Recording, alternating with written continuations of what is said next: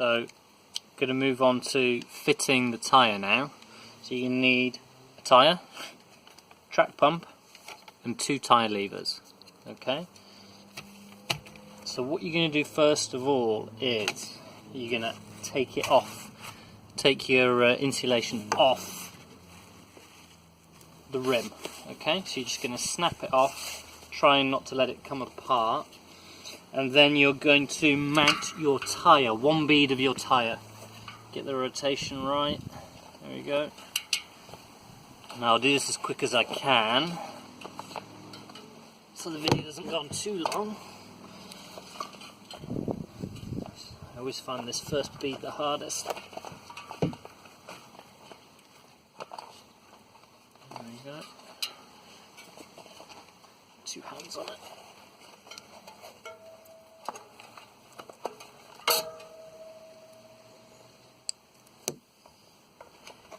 Get it snapped on there, okay. At least you've got it lined up how you like it, because you won't be able to move it much afterwards. Okay, and then you're gonna pop the insulation into the tyre, a bit like an inner tube really.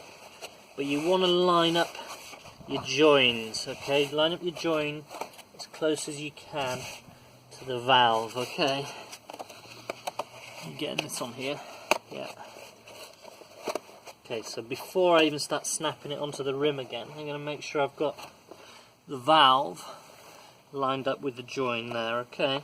So you can just pop around it, okay? And then once I've got that on there, I can start just start folding the bead on, okay? When you get down to the bottom, or the top, whichever way you do it, you're going to have to work a little bit hard just to snap it on, because it will actually, because we've got the band system going, it will be super tight to get on there. Okay, so we're just gonna pop it on. There we go. One goes on, one comes off. Standard. But it will go.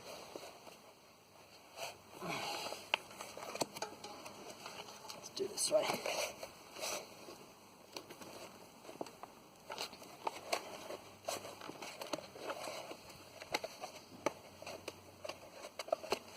Managed to roll the band inside.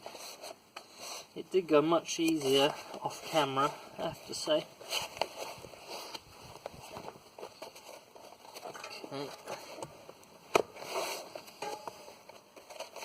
So I did this last night and pumped it up, and it actually stayed up all night without any sealant and no loss of pressure at all. So the insulation actually helps to form a really good tubeless seal. Right, let's go here. Away from the joins. There we go. No, we don't. There we go. Popped on. Okay, so it's just a little bit fiddly. It is doable though. Okay, so then you can see you've got it snapped on there. And what you might have to do is just fiddle, fiddle, fiddle. Make sure you've got it nice and square under the joins and nicely butted up. There's no gaps. Okay, and just twist it a bit. Make sure it's all square to itself. Okay, now this is the tricky bit, is getting the other bead on. So you just start doing it as you would normally. Pop it on there. Now as you go, you want to try and slide it as low down under the insulation as possible. So you want to try and get the tyre bead down into that centre channel as much as you can.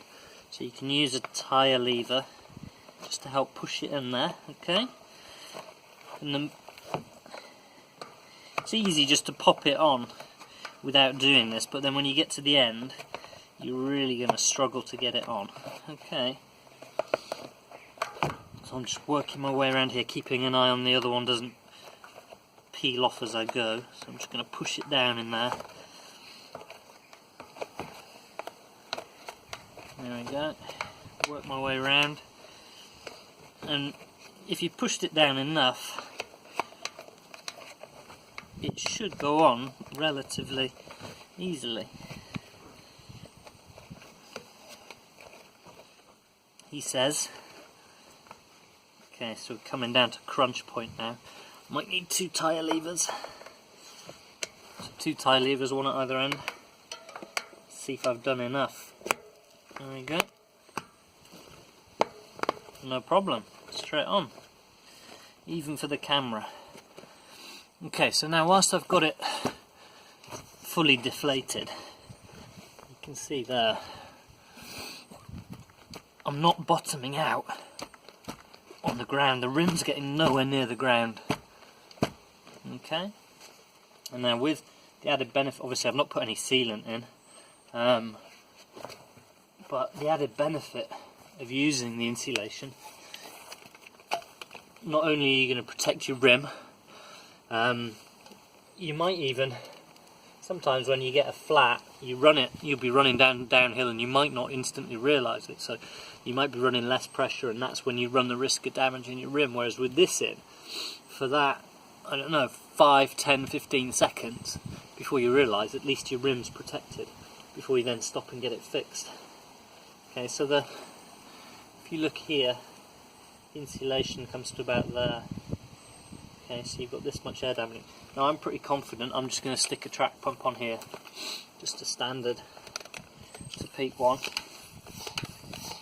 and with very little effort at all, this is going to go up really easily, because you've got the insulation pushing the bead out already. Okay, so there you go, you got your first snap on. So that's already on, that's fully seated at 12 psi. So we'll pump it up to 20. Let it settle. Okay. So this would be a rear tyre, so I'd probably, I don't know, having been bitten once already, probably start it even with a CushtyCore low 20s, mid 20s. Okay, but we'll just put it to 20 psi just to see. So that's all seated up really easily. Okay, I'd be pretty confident that that's not going to get any pinch flats at all. Yeah, and that's 20 psi, so I could get away running quite a bit.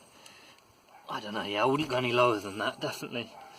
So another benefit of running the CushtyCore is a lot of these semi-fat tyres, they come in with quite light casing, so 120 TPI, as you can see here. The max is 2.6, and so they are a little bit more fragile, but also running lower pressures, if you're trying to get away with a slightly narrower rim, you are going to get a little bit of wobble there in the tyre carcass, because it is 120 TPI.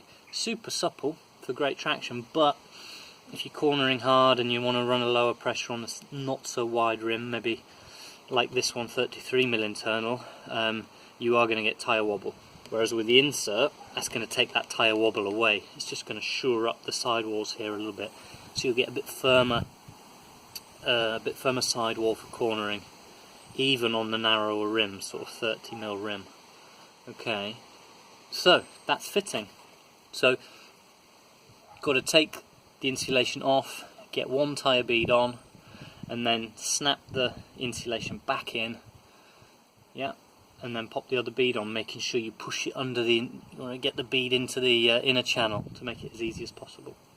Okay, hope you enjoyed the video.